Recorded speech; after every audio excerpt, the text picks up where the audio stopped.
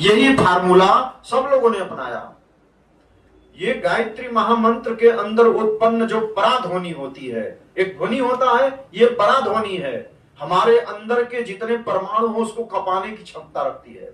और संसार में जितना भी दूरी तक यह जाएगा, समझ जाइए कि आपके लिए एक ऐसा चुंबक, एक ऐसी शक्ति खींचकर आपके अंदर भरता चला जाएगा कि आपका मस्तिष्क और आपका जो चिंतन है वो अपने आप जो है सदमार्ग पर, आपके अंदर से प्रेरणा उभरती चली जाएगी कि हमको अच्छा करना है, हमको सच्चा बनना है, हमको अच्छा ईमानदार व्यक्ति बनना है। ये बाहर से हम समझाते रह जाएंगे, ये आप बदलने वाले नहीं हैं, क्योंकि 80 लाख बाबा हैं।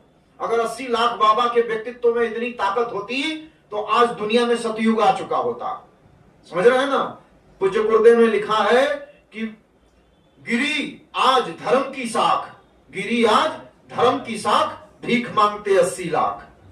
समझ रहे हैं ना? ये 80 लाख बाबा अगर अपना व्यक्तित्व ऊंचा उठाए होते, गायत्री की शरण में गए होते और गायत्री मंत्र का जप करके अपने अंदर वह प्राण, वह व्यक्तित्व, वह तेज अपने अंदर भरे होते, तो उनकी बोली गई वाणी से सामने वाले का व्यक्तित्व, क्योंकि वो सिर्फ बोलते ही नहीं, अपने आचरण से भी शिक्षा देते।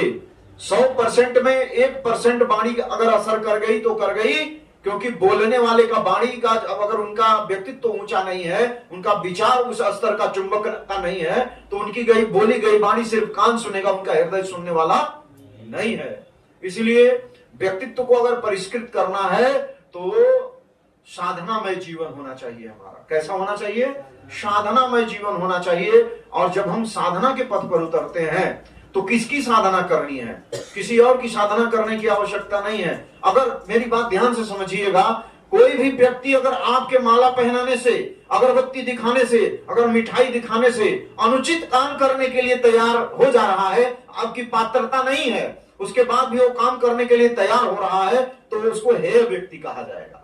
ईश्वर ऐसा नहीं है। ईश्वर ने एक सिद्धांत बनाया है और हम समझते हैं कि साधारण व्यक्ति भी गलत काम करने के लिए तैयार नहीं होगा, तो ईश्वर तो ऐसा नहीं होगा ना। जिसने सिद्धांत बनाया, जिसने नीति बनाई, जिसने मर्यादा बनाया, जिसने आदर्श बनाया, वह नीति मर्यादा जिसने बनाया वो अनीति का साथ देने के लिए तैयार मनोहार से हो जाएगा क्या?